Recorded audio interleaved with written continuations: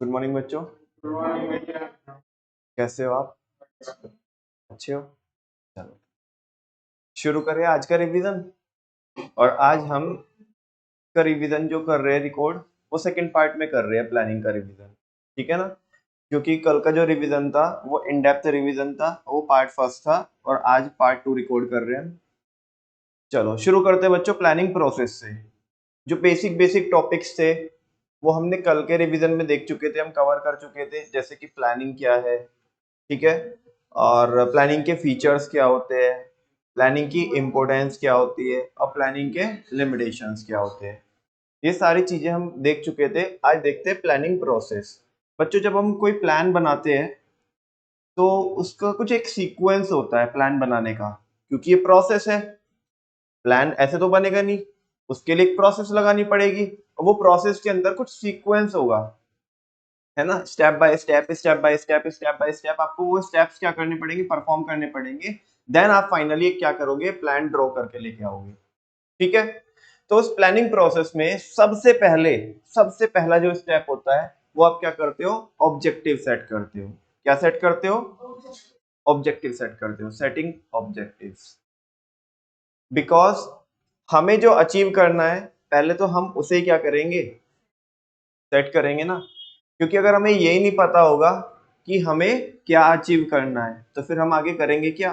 तो सबसे पहले ऑब्जेक्टिव सेट करते हैं। और पता नहीं ना जाने कितनी बार मैं आपको बता चुका हूँ कि ऑब्जेक्टिव्स क्या होते हैं। Objectives are those end points towards which all the activities of an organization are directed। क्यों प्राची?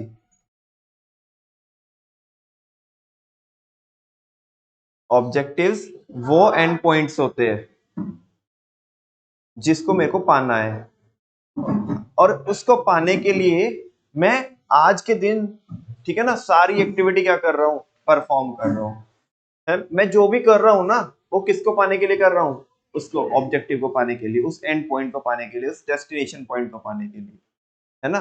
तो इसी को इंग्लिश में बोलते हैं objectives are those end points जो मेरे करीब है, मेरे से दूर है, मेरे से दूर है, तभी तो एंड पॉइंट्स।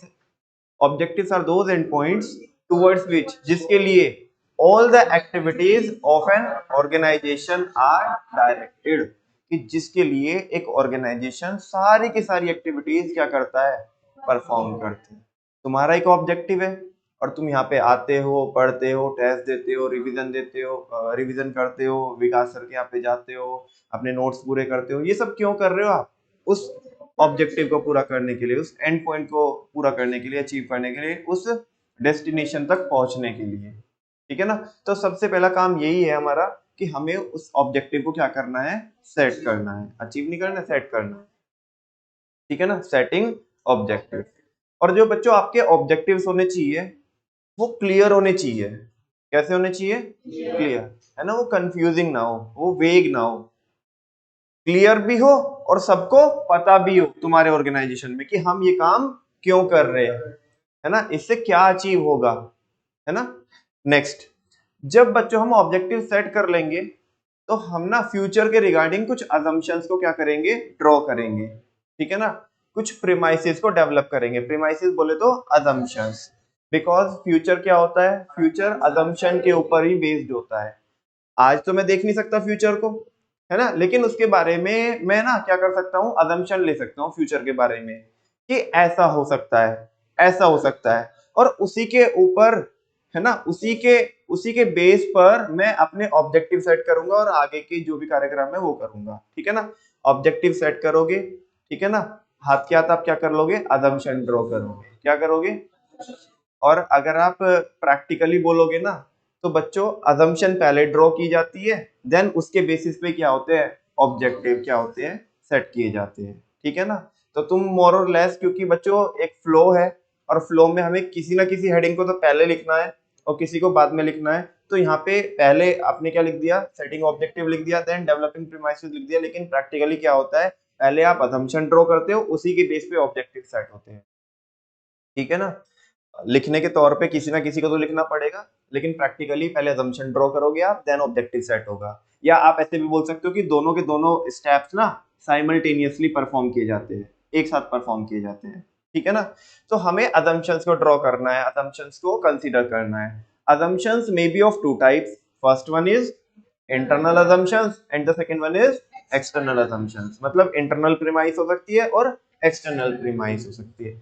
internal assumptions वो जो मेरे कंट्रोल में, बिजनेस एनवायरनमेंट हम पढ़ के आए हैं, माइक्रो एनवायरनमेंट की बात कर रहे हैं, और एक्सटर्नल assumptions वो जो मेरे कंट्रोल में नहीं है, जो मेरे आउट ऑफ कंट्रोल है, जो मेरे आउट ऑफ कंट्रोल है। ठीक है, अच्छा, तो उन सबको मेरे को आज के दिन पे कंसीडर करना पड़ेगा अपने ऑब्जेक्टिव को सेट करने के लिए। ठीक है, जैसे कि इंटरनल assumptions क्या होगी बच्चों, कि मेरे पास कैपिटल कितनी है, मेरे पास लेबर कितनी है ना बच्चों, मेरे पास जो रिसोर्सेज है, मेरे पास जैसे रिसोर्सेज के मतलब अगर मैं एग्जांपल दूं आपको, तो अभी दो ही आपने बोले, कैपिटल और लेबर, तो ये दोनों रिसोर्सेज है कि मेरे पास कितनी कैपिटल है, ठीक है ना, कितनी मेरे पास लेबर है। तो उसी के अकॉर्डिंग तो बच्चों हम अपने ऑब्जेक्टिव सेट करेंगे ना। मेरे पास जितनी कैपिटल है तो मैं ये देखूंगा कि उसमें कौन सी टेक्नोलॉजी को मैं क्या कर सकता हूँ, इम्प्लीमेंट कर सकता हूँ।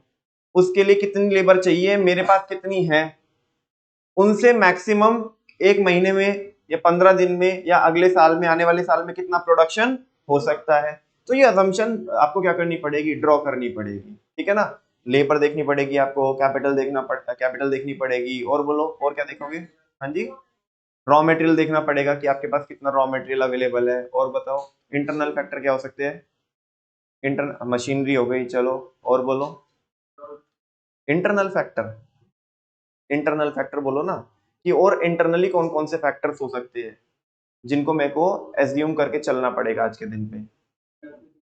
इलेक्ट्रिसिटी नहीं, इंटरनल फैक्टर, आपने कैपिटल बोला, लेबर बोला, और क्या क्या बोला आपने, रॉ मटेरियल बोला, और मशीनरी, और क्या हुए कि आपकी जो लेबर है वो कितनी एफिशिएंट है। ये इंटरनल फैक्टर है कि एक्सटर्नल फैक्टर है। एक तो चीज ये है कि लेबर अवेलेबल है, मान लिया होलसेल में अवेलेबल है तुम्हारे पास, लेकिन करूं क्या उनका, है तो नालायक सारे, ठीक है ना, एफिशिएंट ही नहीं है वो। ठीक है, तुम्हारे यहाँ पे जो ट्रेनिंग प्रोग्राम्स है वो आप कैसे ऑर्गेनाइज कराते हो, कैसे अरेंज कराते हो, कितने टाइम के बाद कराते हो, कब कब कराते हो, फ्रीक्वेंटली कराते रहते हो, कराते ही नहीं हो कभी अपने स्टाफ की ट्रेनिंग। ठीक है ना, तो ये सारी चीजें बच्चों इंटरनल असम्पशंस के अंदर आ जाएगी, ये आपको कंसिडर करनी पड़ेगी। लेकिन एक्सटर्नल एक्सटर्नल असम्पशंस भी होती है। एक्सटर्नल कौन सी, जैसे कि पॉलिटिकल एनवायरनमेंट, क्या होता है, पॉलिटिकल एनवायरनमेंट, कि मार्केट में पॉलिटिकल सेंटिमेंट्स क्या चल रहे हैं, पॉलिटिकल फैक्टर्स क्या चल रहे हैं, अलग अलग पार्टीज का एटीट्यूड बिजनेस कम्युनिटी के लिए क्या बन रहा है। ठीक है ना, इकोनॉमिकल फैक्टर होते हैं, इकोनॉमिकल फैक्टर जैसे कि बैंक रेट क्या चल रहा है, इंटरेस्ट रेट क्या चल रहा है, रेपो रेट क्या चल रहा है, रिवर्स रेपो रेट क्या चल रहा है, सीआरआर के रेट क्या चल रहे हैं, एसएलआर के रेट क्या चल रहे हैं, मार्केट में कितनी इन्फ्लेशन है, इन्फ्लेशन नहीं है तो डिफ्लेशन है क्या। ठीक है, मार्केट बूम पे चल रही है या मार्केट रिसेशन में चल रही है, मार्केट डिप्रेशन में आ चुकी है, गवर्नमेंट ने बजट सरप्लस बनाया या गवर्नमेंट ने बजट डेफिसिट बनाया, फॉरेन एक्सचेंज रेट क्या चल रहा है। ठीक है ना, वो हमारी करेंसी डेप्रिशिएट हो रही है या अप्रिशिएट हो रही है, हमारा बीओपी सरप्लस में जा रहा है या डेफिसिट में जा रहा है, देश के अंदर मनी सप्लाई ज्यादा हो रही है या कम हो रही है। ठीक है ना, एग्रीगेट डिमांड क्या हो रही है, एग्रीगेट सप्लाई क्या हो रही है, नेशनल इनकम कितनी हो रही है, एम्प्लॉयमेंट देश के अंदर कितना हो रहा है, ये सारे क्या है बच्चों, इकोनॉमिकल फैक्टर है। और अगर आपको थोड़ा सा अगर आपने फोकस किया होगा तो मैंने हर एक चैप्टर के कॉन्सेप्ट बोले हैं बैक टू बैक, जितने भी मैंने आपको चैप्टर पढ़ाए। ठीक है ना, ऐसे और भी फैक्टर्स है, मैं बोलूँ सर्कुलर फ्लो कितना हो रहा है, और बाकी चीजें बोलूँ कि फैक्टर कॉस्ट मार्केट प्राइस के बारे में और भी मैं बोल सकता हूँ। ठीक है, नॉमिनल के बारे में बोल सकता हूँ, नॉमिनल और रियल जीडीपी के बारे में बोल सकता हूँ, लेकिन वो भी आपने पढ़े नहीं है तो उनको बोलने का कोई अभी समझ में भी नहीं आएगा मेरे, बस मैं बोलने के लिए बोल दूंगा कि देखो मैं कितना भारी हूँ, मैं कितने कैसे कैसे शब्द बोल रहा हूँ, लेकिन आपको पता ही नहीं है अभी उनके बारे में। तो केवल मैंने वही एग्जाम्पल दिया आपको जो मैंने आपको इकोनॉमिक्स में भी पढ़ाए हैं। ठीक है, तो ये सब इकोनॉमिकल फैक्टर्स होते हैं। अच्छा एक बात बताओ, bank rate, repo rate, reverse repo rate, ये सब इंटरनल है कि एक्सटर्नल है, क्यों ये मेरे कंट्रोल में नहीं है। क्या मेरी किसके ऊपर, आरबीआई के गवर्नर के ऊपर मेरी चलती है क्या, किसी की भी नहीं चलेगी। समझ में आ रही है ना बात, मेरी लेबर के ऊपर मेरी चल सकती है ना, मेरे को कौन सी मशीनरी लेके आनी है वो वहां पे मेरा डिसीजन हो सकता है, मेरे पास कितना पैसा है ये मैं मैनेज करूंगा, मैं उसे पैसे को उड़ाता हूँ या मैनेज करके चलता हूँ, ये मेरे ऊपर डिपेंड करता है। लेकिन मार्केट में इन्फ्लेशन होगी, डिफ्लेशन होगी, वो मेरे से तो नहीं चलेगी ना इन्फ्लेशन डिफ्लेशन, क्योंकि पूरी इकोनॉमी के अंदर मैं नहीं हूं ना, बहुत सारे लोग हैं, ठीक है ना। और जो इन्फ्लेशन डिफ्लेशन जो मार्केट सेंटिमेंट्स बनते हैं वो मेरे से नहीं बनते, है ना, सबसे मिला करके बनते हैं, सबको कंसीडर करके, सबके इफेक्ट को कंसीडर करके बनते हैं वो, ठीक है ना। तो मेरे को वो वाली असम्पशन ड्रॉ करनी पड़ेगी। अच्छा बच्चों, सोशल एनवायरनमेंट होता है ना, लोगों की हैबिट्स होती है, टेस्ट एंड प्रेफरेंस होता है, और उनकी रिलीजियस वैल्यूज होती है, उनका बिलीफ सिस्टम होता है। तो ये सारी चीजें सोशल फैक्टर्स में आ जाएगी, ठीक है। अच्छा, टेक्नोलॉजी क्या हो रही है, चेंज हो रही है। अभी तो मैंने लगाई टेक्नोलॉजी, फिर चेंज हो गई, फिर चेंज हो गई, फिर चेंज हो गई, तो ये एक्सटर्नल फैक्टर है, ठीक है। लॉ चेंज हो गया, क्या चेंज हो गया, लॉ चेंज हो गया, है ना, तो वो मेरे हाथों में नहीं है। फाइनली सारा कुछ तो चेंज हो ही रहा था, और जो एनवायरमेंटल फैक्टर है वे भी चेंजेस हो रहे हैं। कभी सुनामी आ रही है, कभी अर्थक्वेक आ रहा है, कभी फ्लड आ जा रही है, कभी लैंडस्लाइड्स हो जा रही है, तो इससे भी हमारे को नुकसान हो सकता है। तो ये सारी चीजें आपको फ्यूचर के बारे में सोच के चलनी पड़ेगी, और इन्हीं के बेसिस पे आप आपके ऑब्जेक्टिव को क्या करोगे, सेट करोगे। तो पहला स्टेप क्या होता है बच्चों, प्लानिंग की प्रोसेस में, सेटिंग ऑब्जेक्टिव। सबसे पहले आप ऑब्जेक्टिव को सेट करते हो, देन प्रीमाइसेस को डेवलप करते हो, असम्पशंस को डेवलप करते हो। ये पढ़ लेना, मैंने वो डिटेल में बताया आपको, है ना। नेक्स्ट है बच्चों, आपने ऑब्जेक्टिव सेट कर लिया, असम्पशन भी क्या कर ली, ड्रॉ कर ली। प्रैक्टिकली क्या होता है, दोनों साथ में परफॉर्म होंगे, असम्पशन को सोच करके, कंसीडर करके आप ऑब्जेक्टिव को सेट कर दोगे, ठीक है। अब तुम्हें ये तो पता पड़ गया कि मेरे को हिट किसको करना है, क्योंकि टारगेट मेरे सामने है। मेरा फर्स्ट टू स्टेप में मैंने वही किया ना, असम्पशंस के बेसिस पे अपने टारगेट को सेट कर लिया। अब मेरे को ये देखना है कि मैं इस टारगेट को अचीव कैसे कर सकता हूं। Identifying alternative courses of action, मेरे को वो तरीके निकालने हैं, वो ऑप्शंस निकालने हैं, अलग अलग ऑल्टरनेट्स क्या करने हैं, फाइंड आउट करने हैं कि जिन तरीकों से मैं अपने उस ऑब्जेक्टिव को, उस एंड पॉइंट को क्या कर सकता हूं, अचीव कर सकता हूं, ठीक है। आइडेंटिफाई करने के बाद आप क्या करेंगे बच्चों, इवैल्यूएट करेंगे। क्या करेंगे, इवैल्यूएट करेंगे। आपने जो ऑप्शंस को फाइंड आउट किया है, लिस्ट डाउन किया है, ठीक है ना, उनको आप ये देखोगे कि किसमें कितना बेनिफिट जा रहा है, किसमें कितनी कॉस्ट आ रही है, किसमें कितना रिस्क है। आप ये केवल क्या करोगे, इवैल्यूएट करोगे। क्या करोगे, इवैल्यूएशन का मतलब होता है चेकिंग करना। क्या करना, चेकिंग करना, ठीक है ना। और ये चेक जो हम कर रहे हैं अलग अलग ऑप्शंस को, ये करना जरूरी है कि नहीं है, बिकॉज अगला स्टेप तभी तो परफॉर्म कर पाएंगे हम, जब हमें ये पता लगेगा कि इसमें इतना फायदा है, इतनी कॉस्ट है, इतना रिस्क है। सेम एज इसमें, सेम एज इसमें, मतलब ये तीनों चीजें हम हर एक ऑप्शन में क्या करेंगे, फाइंड आउट करेंगे। तो हम फिर उसके नेक्स्ट वाले स्टेप में एक को जब सेलेक्ट करेंगे, सेलेक्टिंग एन ऑल्टरनेटिव जब वो कर रहे होंगे, तो हम ये देखेंगे ना वो किसके बेसिस पे हम सेलेक्ट करेंगे, कि जिसमें सबसे ज्यादा फायदा हो रहा है, सबसे कम कॉस्ट आ रही है, और रिस्क भी सबसे, प्रोडक्टिविटी ज्यादा है, एफिशिएंसी ज्यादा है, ठीक है ना। जिसमें भी ये सारी चीजें होगी, हम उसी वाले ऑप्शन को क्या करेंगे, सेलेक्ट करेंगे। ये बैक टू बैक चिपक के बच्चों 5 स्टेप ऐसे रहेंगे, आगे की अभी भी है। पहले मेरे को ये 5 वापस से एक बार दोबारा कंसीडर कराओ। सबसे पहले आप ऑब्जेक्टिव सेट करेंगे, डेवलपिंग प्रेमाइसेस। प्रेमाइसेस में be of two types, internal premises and external premises. अच्छा, थर्ड क्या करेंगे फिर आप, identifying alternative courses of action. Next क्या है बच्चों, evaluating alternative courses of action, ठीक है। और फाइनली क्या करेंगे, सेलेक्टिंग एन ऑल्टरनेटिव, एक को सेलेक्ट करेंगे। कल मैंने एक बात बोली थी आपको, और सारे बच्चे बहुत अच्छे से बखूबी समझते हैं उस बात को, कि action without planning and planning without action, both the situation will provide failure. अभी तक हम ना क्या कर चुके हैं, अपने ऑब्जेक्टिव को सेट कर चुके हैं, और ये सेलेक्ट कर चुके हैं कि उसको अचीव कैसे करेंगे हम। अब सो गए, अब सो गए। प्लानिंग विदाउट एक्शन, ये वही वाली सिचुएशन आ रही ना कि अब हम सो गए, प्लानिंग विदाउट एक्शन। प्लानिंग तो कर ली, लेकिन एक्शन तो किया ही नहीं, एक्शन भी तो करना था। हाँ बोलो ना, ठीक है। तो क्या आपको सक्सेस मिलेगी कि फेलियर, दैट्स व्हाई नेक्स्ट वाला स्टेप आता है बच्चों, इम्प्लीमेंट द प्लान। अभी बारी है अपने सपनों को हकीकत में कन्वर्ट करने की। जो चीजें अभी आपके दिमाग में चल रही थी ना बच्चों, अब उनको प्रैक्टिकली आप सामने करोगे, ठीक है ना, अपने प्लान को इम्प्लीमेंट करोगे, अपने प्लान के अकॉर्डिंग चलोगे, तो उसे बोलते हैं इम्प्लीमेंट द प्लान। क्या करेंगे आप? उसे हकीकत में लगाएंगे, ठीक है ना, रियलिटी में उसे क्या करेंगे आप? उस प्लान को अब यूज करेंगे, ठीक है। अब यूज करेंगे तो आउटकम आएगा, यानी कि एक्चुअल परफॉर्मेंस होगी। क्या होगी? फर्स्ट स्टेप में हमने स्टैंडर्ड सेट किया था, और सिक्स्थ स्टेप को इंप्लीमेंट करने के बाद एक्चुअल में परफॉर्मेंस आएगी। फाइनली हम क्या करेंगे? कंट्रोलिंग करेंगे। क्या करेंगे? और ये बात को बच्चों मैंने आपको पहले भी, जब मैंने मेन कोर्स में आपको मेन क्लास में ये डिटेल में जब मैंने आपको समझाया था, तो मैंने ये बोला था कि बच्चों प्लानिंग प्रोसेस खत्म नहीं होती, उसी के अंदर से ही ऑर्गेनाइजिंग भी शुरू हो जाती है और कंट्रोलिंग भी शुरू हो जाती है। सिक्स्थ स्टेप में ये जो सिक्स्थ स्टेप लिखा हुआ है ना, ये कंट्रोल सॉरी ये ऑर्गेनाइजिंग है। क्या है? ऑर्गेनाइजिंग है।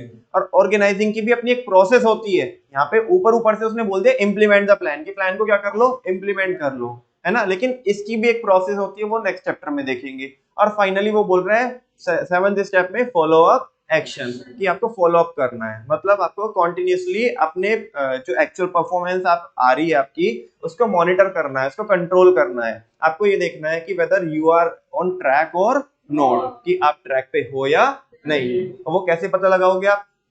स्टैंडर्ड आपके पास है, एक्चुअल परफॉर्मेंस आपके पास है, तो आप क्या करेंगे? एक्चुअल परफॉर्मेंस को कंपेयर करेंगे किससे? स्टैंडर्ड परफॉर्मेंस से। और उस केस में या तो आपके स्टैंडर्ड बीट हो जा रहे होंगे, मतलब जो आपने सेट किया था वो आप अचीव कर पा रहे होंगे, ठीक है ना, बिल्कुल। और वरना दो सिचुएशन अराइज हो सकती है, इसके अलावा दो सिचुएशन अराइज हो सकती है, बिल्कुल उसके जैसा है जैसे कि हम वहां पे इकोनॉमिक्स में पढ़ते हैं ना, सरप्लस बजट, डेफिसिट बजट, ठीक है ना, और आपका बैलेंस्ड बजट, ठीक है ना। वो अलग कंटेक्स्ट में है, लेकिन कॉन्सेप्ट यही है कि या तो हमने जो सोचा था हम वो अचीव कर लेंगे तो बैलेंस हो जाएंगे, ठीक है ना। अच्छा, या हमने जो सोचा था उससे ज्यादा अचीव कर लेंगे तो सरप्लस में चले जाएंगे, जिसको हम यहाँ पे क्या बोलते हैं? Positive deviation. क्या बोलते हैं? और या जो हमने सोचा था हम उतना अचीव नहीं कर पाएंगे तो वो नेगेटिव डेविएशन। और सारे बच्चों को पता है कि नेगेटिव डेविएशन के केस में करेक्टिव एक्शन लिया जाता है, और पॉजिटिव डेविएशन के केस में स्टैंडर्ड को ही चेंज कर दिया जाता है, रिवाइज कर दिया जाता है। Finally planning is a 7 step process, और प्रॉपर हेडिंग है उसके अंदर नो, क्योंकि एक इंटरनल प्रीमाइस और एक एक्सटर्नल, लेकिन planning is a 7 step process, है ना। बिना देखे आप एक बार ही बोल सकते हो, है ना। फर्स्ट वन इज डेवलपमेंट, इसके अंदर दो, इंटरनल और identifying alternative course of action, evaluating alternative course of action, selecting an alternative, implement the plan, follow up, ठीक है ना। वैसे तो आपके माइंड में सेट हो ही गई होगी, क्योंकि कई बार हम देख चुके हैं। जिन्होंने कई बार नहीं देखी तो थोड़ा थोड़ा कुछ आया भी होगा उनके माइंड में, लेकिन फिर भी मैंने आपको इसको माइंड में सेट करने का एक तरीका और बताया था। ये बिल्कुल ऐसा है कि जैसे मम्मी पापा ने बच्चे की शादी कराने का एक टाइप से जिम्मा उठाया हो, यानी कि रिस्पॉन्सिबिलिटी ली हो, ठीक है ना। वो कैसे? फर्स्ट स्टेप में मम्मी अपने मन से सोच के बैठ गई कि हमें तो अपनी लड़की की शादी करानी है, तो मम्मी ने ऑब्जेक्टिव सेट कर लिया। क्या कर लिया? ऑब्जेक्टिव सेट कर लिया। देन फिर लड़की को बताया, चिंटी को बताया कि हमें क्या करनी है, तेरी शादी करनी है। तो चिंटी अब कुछ अजम्पशन ड्रॉ कर रही है। क्या कर रही है? अजम्पशन ड्रॉ कर रही है। अरे ऐसे कैसे, मेरे से तो पूछा नहीं, मेरे से भी ना पूछे, ठीक है ना, नहीं नहीं अभी मैं शादी नहीं करूंगी। और क्या होगा कि बेसिकली पहले मेरे को मेरा करियर सेट हो जाने दो, है ना, मेरे को एक लेवल अचीव करना है, या मेरे को कुछ भी हो सकता है, उसका अपना असम्पशन हो सकती है कि पहले मेरे को अपने दम पे कुछ तो अचीव करना है, ठीक है ना, वो इंटरनल एक्सटर्नल कुछ भी हो सकती है, वो असम्पशन ड्रॉ करेगी, ठीक है। फिर मान लिया वो असम्पशंस क्या हो जाएगी? फुलफिल हो जाएगी। क्या हो जाएगी? फुलफिल हो जाएगी। मम्मी फिर आकर के क्या करेगी? परेशान करेगी, ठीक है ना। अब तो assumption भी क्या हो गई? पूरी हो गई, ठीक है। तो चिंटी भी बोल देगी। क्या बोलेगी चिंटी? ऑप्शन तो दो। चिंटी क्या बोलेगी? ऑप्शन तो दो, मतलब identifying alternative courses of action. और मम्मी जैसे ही चिंटी ने बोला ऑप्शन तो दो, मम्मी क्या कर देगी? सारे जितने भी मम्मी के जान पहचान में लड़के थे, है ना, सबके फोटो किसी का व्हाट्सएप पे से निकाल करके, किसी का फेसबुक पे से निकाल के, किसी का इंस्टाग्राम पे से निकाल के, किसी के रिश्तेदारों से मंगा करके, है ना, और पूरा लाइन लगा देगी। Identifying alternative course of action, mummy ने लगा दिया, ये देख ये रहे कितने सारे ऑप्शन है। अब तुम क्या करोगे, मतलब चिंटी क्या करेगी, इवेल्युएट करेगी। चिंटी जाएगी, सबकी प्रोफाइल चेक करेगी कि कौन कैसा है कैसा नहीं है, किसके साथ घूमता है, किसके साथ जाता है, क्या करता है, कैसी सोच का है, ठीक है ना, हमारी सोच से मैच कर पाएगा या नहीं कर पाएगा, हमारे साथ लॉन्ग टर्म में एडजस्ट हो पाएगा या नहीं हो पाएगा, ठीक है ना। तो इवेल्युएट करेगी, जरूरत पड़ेगी तो डेट पे भी जा सकती है ना, क्योंकि पता पड़ेगा ना किसी इंसान के साथ में कुछ टाइम बिताएंगे तो पता पड़ेगा कि सामने वाला इंसान है कैसा, कि वो हमारे से उसकी सोच मैच होती है, बिलीफ सिस्टम मैच होता है क्या नहीं होता है। तो आइडेंटिफाई, मम्मी ने तो ऑप्शन दे दिए, तुमने क्या किया, इवेल्युएशन किया, इवेल्युएटिंग ऑल्टरनेटिव कोर्सेज। और जैसे ही इवेल्युएट कर रहे थे, है ना, और किसकी ओर बढ़ रहे थे, सेलेक्टिंग एंड ऑल, सबको तो सेलेक्ट करेंगे नहीं, ठीक है ना, एक को सेलेक्ट करना है ना, तो बाकियों का पत्ता कटता जा रहा होगा, इसे साइड करो, इसे साइड करो, इसे साइड, इसे साइड, यही है वो जिसके साथ में हमें अपनी लॉन्ग टर्म में जिंदगी क्या करनी है, बितानी है, ठीक है ना। तो सेलेक्टिंग एन ऑल्टरनेटिव। अब राजकुमार, बस सुनो ना, क्या केवल ये सेलेक्ट करने से शादी हो जाएगी क्या, नहीं ना, अभी वो जो किया है ना, मतलब जो सेलेक्ट किया है उसको एक्चुअल में अब इम्प्लीमेंट भी तो करना है ना, हाँ बोलो ना। तो अब ये पूरी तैयारियां वगैरह मम्मी शुरू कर देगी, वो कार्ड वगैरह छपवाएगी, पापा वो अपना बैंकेट वगैरह बुक कर रहे होंगे, या बाकी जितने भी वो उन्हें क्या भी करानी है, लोगों को गेस्ट वगैरह को बुलाना है, वो पूरा अरेंजमेंट कर रहे होंगे, पूरा इंप्लीमेंट द प्लान है। इसकी अपने आप में एक प्रोसेस होती है, आज मैं उसकी बात नहीं कर रहा हूँ, ऊपर ऊपर से यहाँ पे क्योंकि लिखा हुआ है, तो बस जस्ट एक लाइन लिखी हुई है, इसका पूरा चैप्टर है यार, ठीक है ना, वही पढ़ना है अगले वाला। नेक्स्ट है, अभी क्या होगा, चलो शादी भी हो गई, क्या हो गई, ठीक है ना। अब फाइनली वो चिंटी क्या करेगी, फॉलो अप करेगी कि जैसा हमने सोचा था कि वैसा हो रहा है या नहीं हो रहा। हमने सोचा था कि हम शादी के बाद ये इतना और भी, मतलब लेट सपोज कोई लाइफ पार्टनर भी ऐसा ढूंढ लिया कि वो ही क्या बन जाए, बिजनेस पार्टनर बन जाए, है ना, क्या पता पहले से ही अजम्पशन ये हो, ठीक है ना। तो वो वैसा चल रहा है या नहीं चल रहा है, ये इनफॉर्मली मैंने आपको समझाने की कोशिश की थी कि वो ट्रैक करेगी, मॉनिटर करेगी कि जैसा हमने सोचे थे शादी के पहले, है ना, वो वैसा हो रहा है या नहीं हो रहा है। और अगर नेगेटिव डेविएशन आ रहे होंगे तो करेक्टिव एक्शन, करेक्टिव एक्शन क्या, चिमटा बेलन, हाँ जी। और अगर पॉजिटिव डेविएशन होंगे, कह रहे कि भैया स्टैंडर्ड रिवाइज मत करना। ठीक है, चलो फाइनली आपको ये प्लानिंग प्रोसेस समझ में आ गई होगी। नेक्स्ट बच्चों, नेक्स्ट टॉपिक है अपना प्लान। अरे अजीब इंसान हो भैया, अभी तक क्या पढ़ रहे थे, तो फिर अभी तक प्लानिंग पढ़ रहे थे, अभी क्या पढ़ना है, मैं भूल क्यों जाता हूँ, मैं पढ़ा कोई ना रहा हूँ आपको, मैं तो रिवाइज करा रहा हूँ, पढ़ा तो चुका हूँ, ठीक है। बच्चों प्लानिंग एक प्रोसेस होती है, क्या करने की, प्लान को बनाने की। तो प्लान क्या होता है, प्लान एक डॉक्यूमेंट होता है, प्लान एक क्या होता है, डॉक्यूमेंट होता है, जिस डॉक्यूमेंट के अंदर आप सारी चीजें लिखते हो कि हम ये करने वाले हैं, ऐसे करेंगे, क्यों कर रहे हैं, क्या होगा, कौन करेगा, कब करेंगे, वो सारी चीजें जिस डॉक्यूमेंट के अंदर लिखते हो उसको क्या बोलते हैं, प्लान। क्या बोलते हैं, प्लान। और इस प्लान को बनाने की प्रोसेस को प्लानिंग बोलते हैं। यस और नो, डिफरेंशिएट कर पा रहे हो आपकी प्लानिंग क्या होता है और प्लान क्या होता है, देख लो। Plan is a document that outlines, plan एक वो डॉक्यूमेंट होता है जो आउटलाइन करता है कि how goals are going to be achieve, कि आप आपके गोल्स को कैसे अचीव करने वाले हो, ठीक है ना। नेक्स्ट क्या है बच्चों, qualities of an ideal plan. एक अच्छे प्लान की क्या क्या खास बात होती है, क्या खासियत होती है, ठीक है ना। ये प्लान वाहियात होना चाहिए, प्लान अच्छा होना चाहिए ना, साउंड प्लान होना चाहिए। और एक साउंड प्लान की क्या खास बात होती है वो यहाँ पे लिखी हुई है, ठीक है।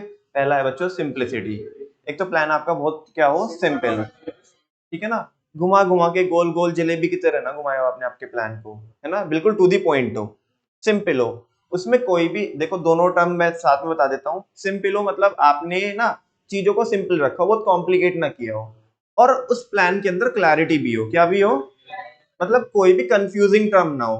मतलब हमारा प्लान ऐसा है, हमारा प्लान ऐसा कि हमारे लोगों को ही समझ में नहीं आ रहा है, और वो भी एक मतलब वो भी ये कहने के लिए मजबूर हो रहे हैं कि भाई करना क्या चाहते हो, हमें बता दो करना क्या चाहते हो। तो प्लान एक तो बहुत सिंपल होना चाहिए, ठीक है ना, जो किसी को भी समझते मतलब आ जाए वो। नेक्स्ट है क्लैरिटी, उसके अंदर कुछ भी क्या ना हो, ऐसी टर्म ना हो, ऐसा कोई क्लोज ना हो जो कंफ्यूजिंग हो, मतलब वेग नहीं होनी चाहिए कुछ भी चीजें, सारी चीजें क्लियरली स्टेटेड होनी चाहिए, ठीक है ना। तो क्लैरिटी होनी चाहिए और सिंप्लिसिटी होनी चाहिए। अभी हमने एक प्लानिंग की लिमिटेशन पढ़ी थी, प्लानिंग इन्वॉल्व्स ह्यूज कॉस्ट, ठीक है ना। एक मेरे को प्रोजेक्ट करना है, वो प्रोजेक्ट है बच्चों 20 लाख रुपए का। कितने का? 20 लाख। मैंने उस प्रोजेक्ट को प्लान करने के लिए 35 लाख रुपए लगा दिए। क्या ही कीजिएगा, क्या ही कीजिएगा, आपको बेनिफिट कितने का मिलेगा? 20 लाख का रेवेन्यू मिलेगा। रेवेन्यू में प्रॉफिट की बात नहीं कर रहा हूं, और सारे बच्चे रेवेन्यू में और प्रॉफिट में डिफरेंस समझते होंगे। रेवेन्यू होता है कलेक्शन, और रेवेन्यू का पार्ट होता है प्रॉफिट। तुमने प्लानिंग में 35 लाख रुपए लगा दिए, क्या खाओगे, क्या कमाओगे? हाँ जी, ठीक है। और जो चिंटी की भी शादी होके आई थी ना, वो चिंटी बोलेगी तो अपने रास्ते में अपने रास्ते, ठीक है ना। हाँ बोलो ना, ऐसे कोई ना करते हैं। तो आपका प्लान क्या होना चाहिए बच्चों? इकोनॉमिकल होना चाहिए। कैसा होना चाहिए? इकोनॉमिकल का मतलब है कि उसमें, उस प्लान में जो आपने पैसा डाला है उससे जो मिलने वाला बेनिफिट है, वो बेनिफिट हमेशा क्या होना चाहिए? ज्यादा होना चाहिए, और उसमें जो आपने पैसा डाला है वो पैसा कम होना चाहिए। तो फायदा है प्लान का। अदरवाइज तुमने 35 लाख रुपए लगा दिए, 20 लाख का प्रोजेक्ट है, तो क्या ही फायदा होगा? वाहियात प्लान है, तुम बोल रहे हो बहुत एक नंबर प्लान बनाया है, भाई काहे का प्लान बनाया है? प्रोजेक्ट कितने का है? 20 लाख रुपए का। प्लानिंग में कितने पैसे डाले हैं? अभी तो प्रोजेक्ट करा भी नहीं है। 35 लाख रुपए प्लानिंग में डाले, और नहीं करना पड़ेगा आगे, अभी तो इम्प्लीमेंट भी तो करना पड़ेगा उस प्रोजेक्ट को। उसमें रॉ मटेरियल वगैरह की कॉस्ट नहीं आएगी, लेबर की चार्जेस नहीं आएंगे, सैलरी नहीं देनी पड़ेगी। भाई तूने तो कर लिया बिजनेस, ठीक है ना, वैसे नहीं होगा। तो इकोनॉमिकल हो गया। नेक्स्ट है बच्चों फ्लेक्सिबिलिटी। क्या है?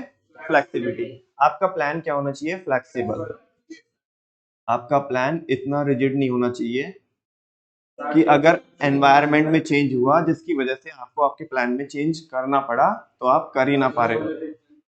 35 लाख रुपए लगा दिए, एनवायरनमेंट हो गया चेंज।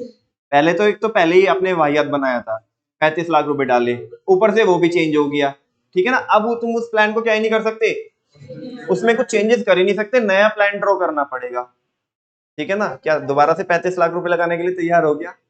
नहीं, अरे पागलपंती हो जाएगी। हाँ, बहुत पहले ना, पहले तो हम ना पहले नीचे आएंगे और फिर बहुत ऊपर जाएंगे, मतलब इसी इसी जिंदगी में हमारी बर्बादी देखना चाहते हो क्या? बैंकरप्सी अभी फाइल करनी पड़ेगी हमें। सुनो, फ्लेक्सिबिलिटी बच्चों, आपका प्लान ऐसा होना चाहिए कि उसके अंदर है ना इतनी गुंजाइश हो कि एनवायरनमेंट चेंज हो ना, तो पूरे प्लान को चेंज ना करना पड़े, थोड़े बहुत क्लॉज चेंज करके उसमें थोड़ा एडजस्ट करके वही प्लान वर्किंग कंडीशन में आ जाए। अदरवाइज तुमने बहुत ज्यादा रिजिड प्लान बना दिया ना, तो दोस्त दिक्कत हो जाएगी। तो एक अच्छे प्लान की क्या क्या खास बात होती है? कि वो सिंपल होता है, क्लियर होता है, इकोनॉमिकल होता है, और फ्लेक्सिबल होता है। ये चार खास बात लिख देंगे तो कोई दिक्कत वाली बात नहीं है। वैसे मुझे लगता नहीं कि ये आएंगे, नहीं एग्जाम में नहीं आएगा। और बच्चों लास्ट टॉपिक है अपना टाइप्स ऑफ, ठीक है ना। इसमें हम थोड़ी स्पीड तेज भी रखेंगे, तो भी कोई आई थिंक प्रॉब्लम नहीं होगी। शुरुआत में थोड़ी कम स्पीड रख लेंगे पॉलिसीज में, ठीक है। There are two types of plan, first one is standing plan and the second one is single use plan. अच्छा मुझे बताओ कि स्टैंडिंग प्लान क्या होते हैं बच्चों? जिसको आप फॉर्मुलेट करोगे एक बार ही, लेकिन उसको आप बारी बारी क्या कर सकते हो? यूज कर सकते हो। यानी कि जो रिकरिंग जो प्रॉब्लम्स अराइज होती है उनको टैकल करने के लिए कौन से प्लान बनाए जाते हैं? Standing plan. लेकिन एक बारी बनाओगे और एक ही बारी वो क्या होगा? यूज होगा। उसके लिए कौन सा प्लान बनाते हैं हम? सिंगल यूज प्लान, ठीक है ना। और जो स्टैंडिंग प्लान होते हैं बच्चों, स्टैंडिंग प्लान के कितने बच्चे होते हैं? 6। और वो कौन होते हैं? Pope, P for O for P for M for R for S for strategy. Say so no? And single use plan is BP. B for budget and P for, इनको देखना है और उसके बाद हमारा ये चैप्टर क्या हो जा रहा है? पूरा का पूरा रिवाइज हो जा रहा है। चलो देखते हैं। स्टैंडिंग प्लान ये देख लिया आपने, ये लिखा है कि एक बार बनाए जाते हैं और बार बार यूज होते हैं over a particular whenever a particular situation arise. ये ऐसी प्रॉब्लम को सॉल्व करते हैं जो बार बार अराइज होने वाली है, ठीक है। और ये अपनी वैल्यू मेंटेन करके रखते हैं ये प्लान ओवर अ व्हाइल, यानी कि एक टाइम पीरियड तक अपनी वैल्यू मेंटेन करके रखते हैं। ऐसा नहीं है कि बच्चों ब्लाइंडली, मैं ये नहीं कह रहा हूँ कि आप स्टैंडिंग प्लान को ब्लाइंडली क्या कर सकते हो, फॉलो कर सकते हो। बच्चों अभी तो पढ़ा ना हमने, एक अच्छे प्लान की खास बात ये होती है कि वो फ्लेक्सिबल होता है। क्या होता है? तो स्टैंडिंग प्लान भी ऐसे नहीं कि आपने एक बार ड्रॉ कर लिया तो उसके बाद चेंज ही नहीं करना पड़ेगा और एज इट इज आप ब्लाइंडली आंख बंद करके से फॉलो करते रहोगे, नहीं। जैसे जैसे एनवायरनमेंट में क्या हो रहा है, चेंज हो रहा है, उसके अकॉर्डिंग आपने क्या करना पड़ेगा, चेंज करना पड़ेगा। ठीक है ना? चलो बात करते हैं बच्चों, पोप एमआरएस उसके बच्चे हैं, और पहले की बात करते हैं पॉलिसीज। पॉलिसीज को गाइड भी बोलते हैं। क्या बोलते हैं? पॉलिसीज बच्चों वो जनरल स्टेटमेंट होते हैं। चलो पहले ये टेक्निकल नहीं बताता, पहले सिंपल बता देता हूँ आपको, ताकि आपको थोड़ा सा हल्का सा एक आइडिया हो। देखो policies are different from rules. Policies are different from rules. ऐसा क्यों बोला मैंने कि पॉलिसीज रूल्स से अलग कैसे होती है? बिकॉज जो रूल्स होते हैं वो पूरे इंडस्ट्री में सेम होते हैं और वो रिजिड होते हैं, लेकिन पॉलिसीज फ्लेक्सिबल होती है और मेरी होती है, मेरा खुद का स्टाइल किसी प्रॉब्लम को टैकल करने का। तुम्हें कोई टीचर अपनी क्लास में आकर के स्मोकिंग अलाउ कर देगा? कोई ऑर्गेनाइजेशन ऑफिस का जो फोन है वो पर्सनल कॉल के लिए अलाउ कर देगा? नहीं करेगा ना। आपको टाइम पे जाना है, मतलब पूरी एक इंडस्ट्री की टाइमिंग 10 से 5 है, तो आपको 10 ही बजे जाना पड़ेगा, वो रूल है। ये सब मैंने किसकी एग्जांपल दे रहा हूँ? रूल के एग्जांपल दे रहा हूँ, है ना, रूल्स के एग्जांपल दे रहा हूँ।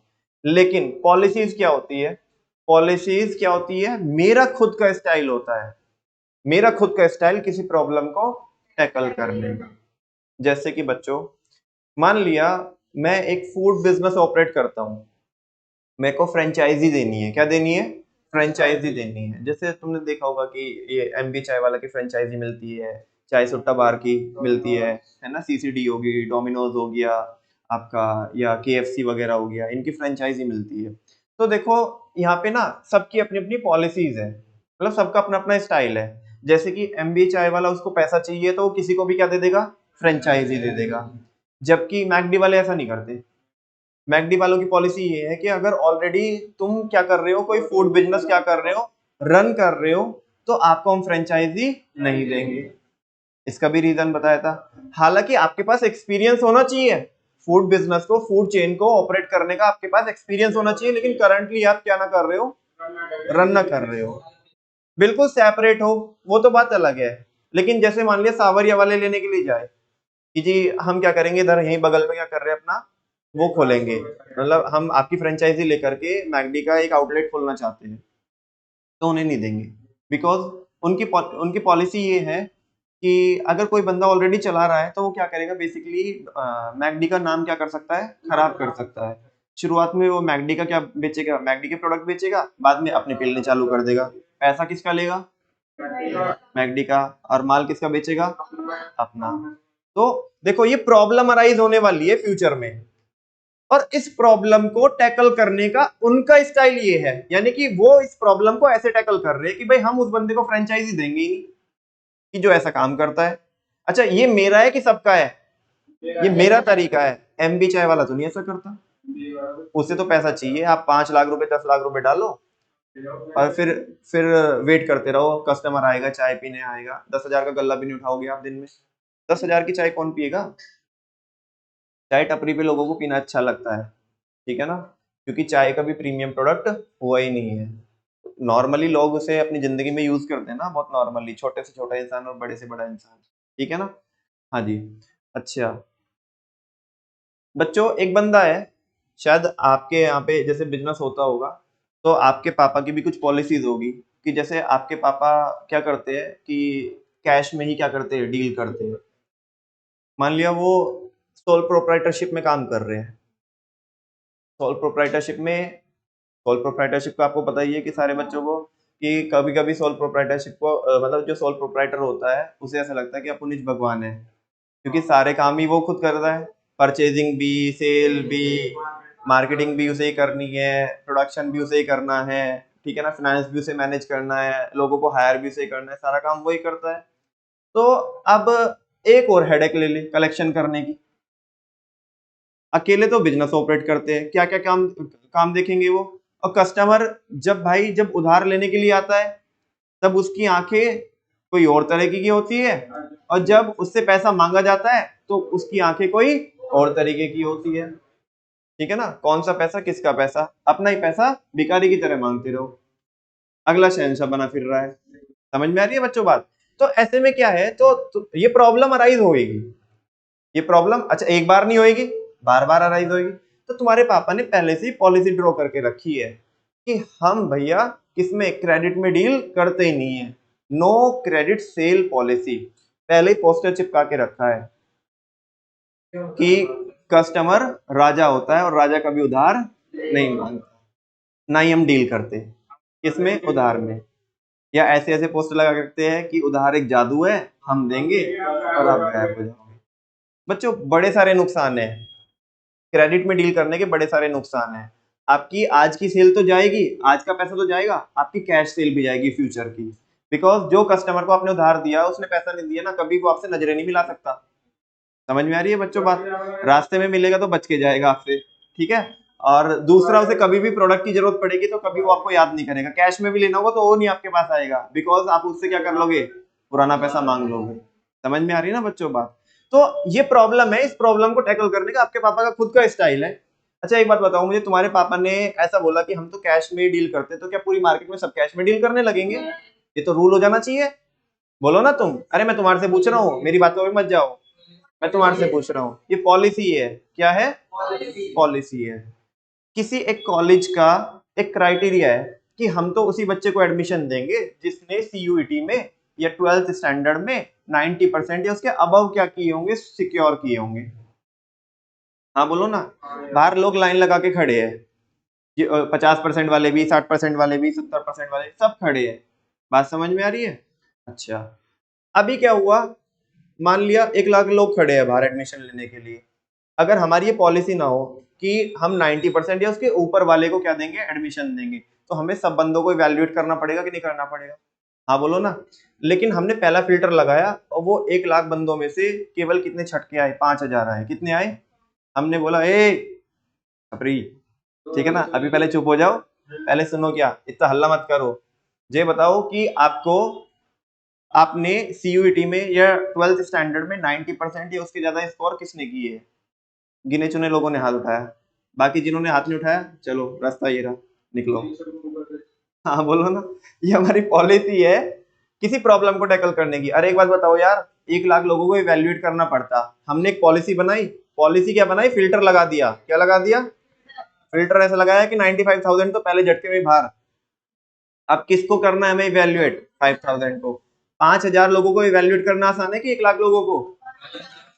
तो ये प्रॉब्लम है ना। देखो ये प्रॉब्लम को टैकल करने का मेरा खुद का स्टाइल है। मेरे को ये बताओ, क्या सारे कॉलेज ऐसा करते हैं कि 90% या उसके ऊपर वाले बच्चों को लेते हैं? अरे बहुत सारे कॉलेज तो ऐसे हैं, तू आ तो सही, तू आ तो जा, बाकी तो हम देख लेंगे। वो 45 चल अंदर, 35 चल अंदर, कह रहे कि मैं मार्जिन पे पास हुआ। अरे तू अंदर आ, बाद में बात करेंगे, पहले अंदर आ। समझा क्या? अच्छा, तो सबका अपना अपना क्या है, स्टाइल है। तुम अपनी कंपनी बनाओगे तो व्यूमन एम्पावरमेंट के लिए शायद तुम व्यूमन के लिए क्या करो, जॉब रिजर्व करके रखो कि हमने 40% जॉब क्या करके रखी है, व्यूमन के लिए, फीमेल मेंबर्स के लिए रिजर्व करके रखी है। तो क्या पूरी इंडस्ट्री में सब ऐसा ही करने लगेंगे? नहीं करेंगे ना। कोई 10% करेगा, कोई 20% करेगा, कोई 100% करेगा, कोई एक भी नहीं देगा। जैसे ना, सबका अपना अपना वर्किंग स्टाइल है बच्चों। तो पॉलिसीज क्या होता है, पॉलिसीज किसी भी इंसान का, किसी भी ऑर्गेनाइजेशन का खुद का स्टाइल होता है किसी पर्टिकुलर प्रॉब्लम को क्या करने का, टैकल करने। ये रूल्स नहीं होते, ये क्या होती है, पॉलिसी। मैं ये क्यों बोल जाता हूँ कि मैं रिवीजन करा रहा हूँ, इधर देखो, अब देखो, हाँ भावनाओं में बह जाते हो। फर्स्ट, पॉलिसीज वो जनरल स्टेटमेंट्स होते हैं। अब ये थोड़ा टेक्निकल है, ये देख लो, इजी मैं बता चुका हूँ आपको, ये टेक्निकल है, समझ में आ जाएगा। पॉलिसीज वो जनरल स्टेटमेंट होते हैं। क्या होते हैं? क्योंकि रिजिड तो होते नहीं है, ठीक है ना, सबका अपना अपना स्टाइल है, तो फ्लेक्सिबल होते हैं, जनरल होते हैं। जनरल स्टेटमेंट होते हैं जो किसी एक मैनेजर की थिंकिंग को क्या करते हैं बच्चों, गाइड करते हैं, है ना। मैनेजर कौन? जो डिसीजन लेता है अपने ऑब्जेक्टिव्स को क्या करने के लिए, अचीव करने के लिए, ठीक है ना। अभी देखो ना, मेरे सामने 1 लाख लोग खड़े हैं जिनको मेरे को एडमिशन देना है, ठीक है ना। अब मैं सोच रहा हूँ यार, इस प्रॉब्लम को कैसे टैकल करूं, इसको कैसे मैनेज करूं। तो मैंने मेरे को याद आई सडनली मेरी पॉलिसी। क्या याद आई? पॉलिसी। अब मैंने अपनी पॉलिसी को याद किया, उसे इम्प्लीमेंट किया। हाँ बोलो ना। तो मेरी थिंकिंग, जो मेरी सोच है, उसको गाइडेंस मिली है कि नहीं मिली है? इसीलिए तो पॉलिसीज को क्या बोलते हैं? गाइड बोलते हैं। क्या बोलते हैं? मेरे को गाइडेंस कैसे मिला है? अरे मैंने पॉलिसी बनाई है, 90% उसके ऊपर वाले बच्चों को लेना है, तो मैंने अपनी पॉलिसी को क्या कर दिया? कम्युनिकेट कर दिया। बाकी सब चले गए, जो मतलब जिनकी रिक्वायरमेंट थी वो रह गए। समझ आ रही है ना? तो मेरे को डिसीजन लेने में क्या मिलती है? पॉलिसीज से हेल्प मिलती है। ठीक है। अच्छा, पॉलिसीज से बच्चों आपको ना रेडी आंसर मिलता है। क्या मिलता है? मतलब हाजिर जवाब जवाब रहता है। आप कोई प्रॉब्लम आ रही है आपको, आपको बिजनेस करते वक्त, आप क्या करो? पॉलिसीज बनाओ। क्या बनाओ? पॉलिसीज। और फिर आपकी पॉलिसीज को रिकॉल करो। जैसे वो प्रॉब्लम अराइज होगी तो अपनी पॉलिसी को क्या करो? रिकॉल करो। आपको एकदम से बैक टू बैक चिपक के जवाब मिलेगा कि मेरे को ये काम करना है या नहीं करना है। ठीक है ना? एमबी चाय वाला की पॉलिसी है कि वो किसी को भी फ्रेंचाइजी देगा। ठीक है ना? एक बंदा आया, वो कह रहा भाई साहब हम तो अपना बिजनेस चलाते हैं, वो तगड़ा बिजनेस है, ऐसा है वैसा है। हाँ तो बोलो ना। ठीक है ना? तो आप क्या हमें फ्रेंचाइजी दोगे क्या? हम देखेंगे अपनी पॉलिसी। हमें क्या चाहिए? पैसा चाहिए। हाँ लेके जाना, हमें क्या मतलब है तू क्या चलाता है क्या नहीं चलाता है।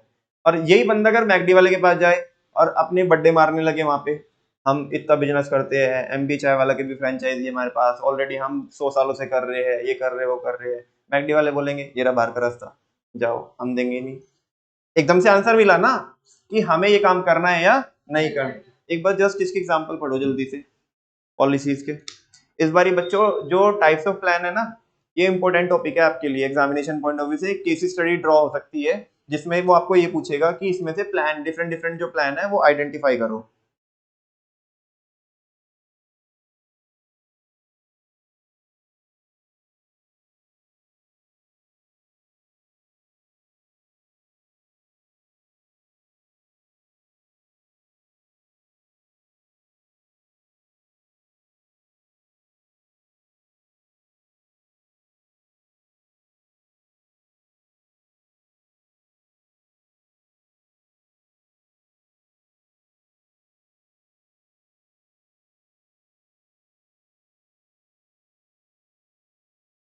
जितने भी आज तक सीबीएसई ने क्वेश्चन पूछे हैं ना, वो सारे मैंने एग्जाम्पल की फॉर्म में यहाँ पे डाल दिए। जैसे नो क्रेडिट सेल पॉलिसी,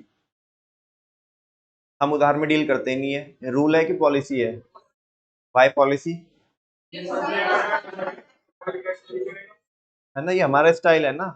बहुत सारे लोग तो ऐसे हैं, अबे तू लेके तो जा, कोई बात नहीं भाई तू ले जा, पैसे ना दियो तू लेके जा। ठीक है ना? बहुत सारे लोग ऐसे भी होंगे। नेक्स्ट है ऑफरिंग 30% जॉब्स टू वुमेन, हमारी पॉलिसी है। किसी की 40 हो सकती है, किसी की 50 हो सकती है। बहुत सारे ऑर्गेनाइजेशन ऐसे है, जैसे मैं इसका एक एग्जांपल दूं आपको। एक कंपनी है, आई थिंक उसका ब्रांड नेम मेरे को याद आ रहा है, निश हेयर एक्सटेंशन करके कोई तो कंपनी है। पारुल गुलाटी को आई थिंक आपने नाम सुना होगा, पारुल गुलाटी का। वो उसमें शार्क टैंक में भी आई थी। ठीक है ना? वो जितने भी मतलब उनके ऑर्गेनाइजेशन में जितनी भी जो भी एम्प्लॉइज है वो सब फीमेल मेंबर्स है। ठीक है ना? तो उनकी अपनी पॉलिसी है, वो मेल मेंबर को क्या ही नहीं देते, जॉब ही नहीं देते हैं। ठीक है ना? तो वैसा हो सकता है। Ram Limited give promotion to their employees based on seniority, जो राम लिमिटेड है वो अपने एम्प्लॉइज को प्रमोशन देती है किसके बेसिस पे? सीनियोरिटी के बेसिस पे। ठीक है? मतलब जो बंदा जितना ज्यादा सीनियर होगा उसे ही पहले प्रमोशन मिलेगा, चाहे फ्रेशर कितना भी आके कितने भी 30 मार खाओ, कुछ भी कर ले, ठीक है ना, उससे भी अच्छा काम कर ले, लेकिन प्रमोशन किसने मिलना है? अच्छा, ये हमारा स्टाइल है, सबका यही होगा?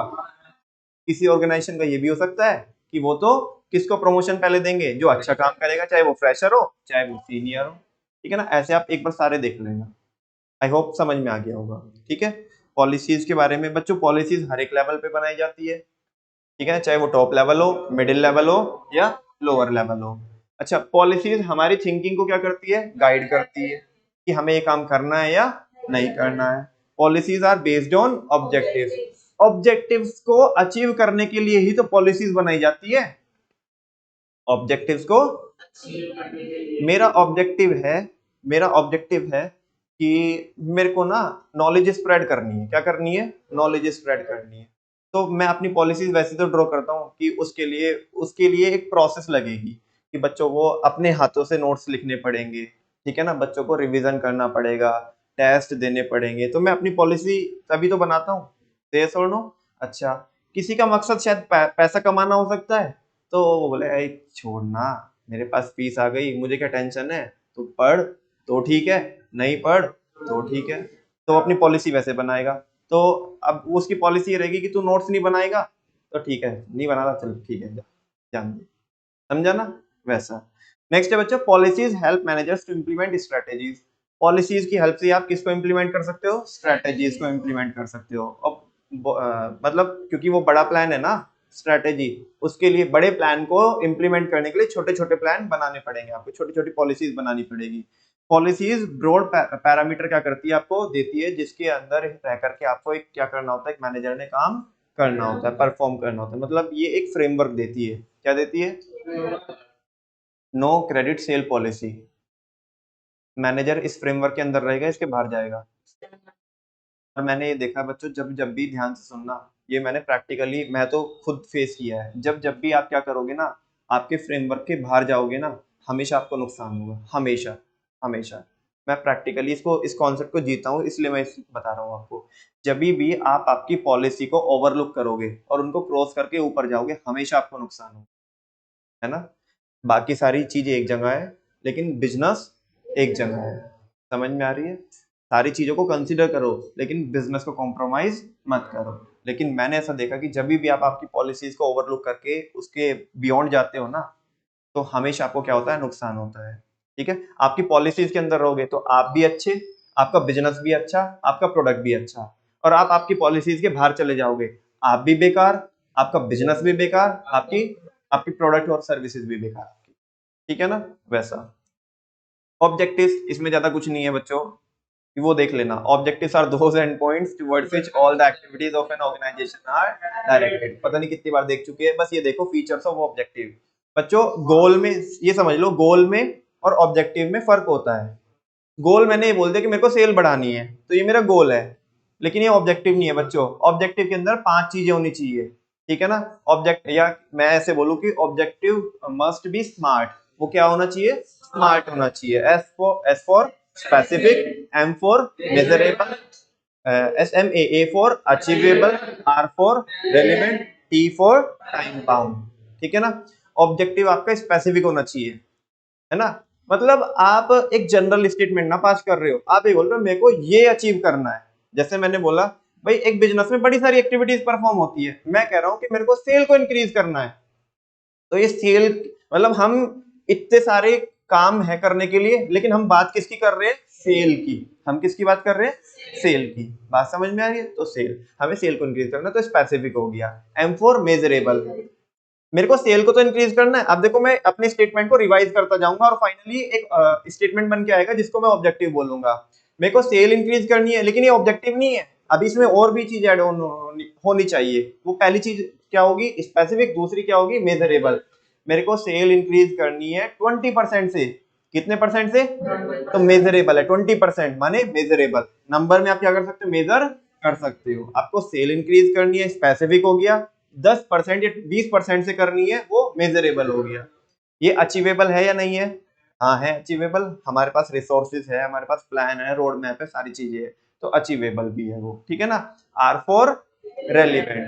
ठीक है ना? मेरे को सेल करनी है, और लेट सपोज मैं चेयर बनाता हूं, मेरे को चेयर की सेल को इंक्रीज करना है 20% से। जब मैं चेयर का काम करता हूँ, चेयर की प्रोडक्शन करता हूँ, और मैं ऑब्जेक्टिव सेट कर रहा हूँ किसके लिए? चेयर के लिए। तो वो रेलिवेंट है या नहीं है? मान लिया मैं प्रोडक्शन तो करता हूँ चेयर का, किसका करता हूँ? मेरे को पंखे की सेल बढ़ानी है 20% से, वो उससे मेरा क्या मतलब है? मैं तो वो काम करता ही नहीं हूं ना, मेरे लिए तो वो क्या ही नहीं है, रेलिवेंट ही नहीं है। समझ में आ रही है ना बच्चों बात? तो रेलिवेंट, जिसका मेरे से कुछ कनेक्शन हो, वो चीज मेरे लिए रेलिवेंट है।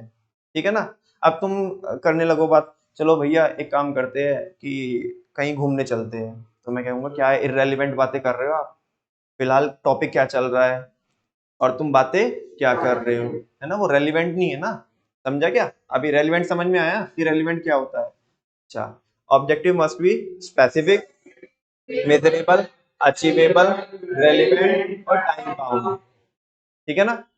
अभी मैंने बोला कि चेयर की सेल को इंक्रीज करना है 20% से। इन हाउ मच टाइम, 2 महीने में, ठीक है ना। अब जाकर के फाइनली स्टेटमेंट पूरा हुआ और ये ऑब्जेक्टिव है। मैं अगर ये बोलता हूं कि मेरे को सेल इंक्रीज करनी है तो बच्चों ये गोल है, ये क्या है, लेकिन ऑब्जेक्टिव क्या है कि मेरे को चेयर की सेल को 20% से अगले 2 महीनों में इंक्रीज करना है, ये ऑब्जेक्टिव है। मुझे बताओ ऑब्जेक्टिव टू द पॉइंट होते हैं, जनरल होते हैं, very good, to the point होते हैं। लेकिन गोल क्या होता है, गोल में तो ना, जब मैं गोल बोलता हूं तो उसमें मैच्योरिटी सी नजर ही नहीं आती, मेरे को सेल इंक्रीज करनी है जैसे किसी ने भी बोल दिया हो। लेकिन अगर कोई बंदा ऑब्जेक्टिव बोलता है कि मेरे को चेयर की सेल को इंक्रीज, मैं चेयर का काम करता हूँ, मेरे को चेयर की सेल्स को इंक्रीज करना है 20% से अगले 2 महीनों में, तो तुम्हें समझ में आ जाता है भाई ये इंसान भारी है, इसने बहुत सारी चीजें सोच के रखी है, ऐसे नहीं बोल रहा, हवा में नहीं बोल रहा है, ये जो बोल रहा है इसकी बात में मैच्योरिटी नजर आ रही है, ठीक है ना। तो ऑब्जेक्टिव क्या होता है बच्चों, ऑब्जेक्टिव एंड पॉइंट्स होते हैं और वो कैसे होने चाहिए, स्मार्ट होने चाहिए, ठीक है। नेक्स्ट है बच्चों प्रोसीजर। प्रोसीजर क्या होता है, सीक्वेंस होता है, क्या होता है, सीक्वेंस होता है किसी चीज, किसी काम को क्या करने का, परफॉर्म करने का, one by one, one by one, one by one, ठीक है ना। जैसे कि आपको कलेक्शन करना है, क्या करना है, आपके डेटर से, तो सिंपली वही कैसे करोगे, सबसे पहले उसे मेल करेंगे, मतलब राइटिंग में लिखेंगे, देन कॉल करेंगे, देन पर्सनल मीटिंग करेंगे और फाइनली लीगल एक्शन लेंगे। आपको परचेजिंग करनी है, परचेजिंग करने का प्रोसीजर हो सकता है, हाँ, सबसे पहले क्या करेंगे आप, आइडेंटिफाई करेंगे सप्लायर को, देन उनसे कोटेशन मंगाएंगे, है ना, फिर उन्हें क्या करेंगे, इवेल्युएट करेंगे, इवेल्युएट करके क्या करेंगे आप, सेलेक्ट करेंगे। तुम्हें समझा मैंने क्या बोला, सप्लायर वाला, मेरे को गुड्स परचेज करना है, सारे बच्चे सुनो, मेरे को गुड्स परचेज करना है और मैंने क्या किया, पहले सप्लायर को आइडेंटिफाई किया कि ये सप्लायर है जो मेरे को ये गुड दे सकता है, देन मैंने उनसे कोटेशन मंगाई, कोटेशन मतलब उनसे उनका टेंडर प्राइस मंगाया, क्या मंगाया, टेंडर प्राइस, भाई तुम बताओ हमें ये प्रोडक्ट चाहिए, तुम कितने में दे सकते हो, अलग अलग कोटेशन मंगाई।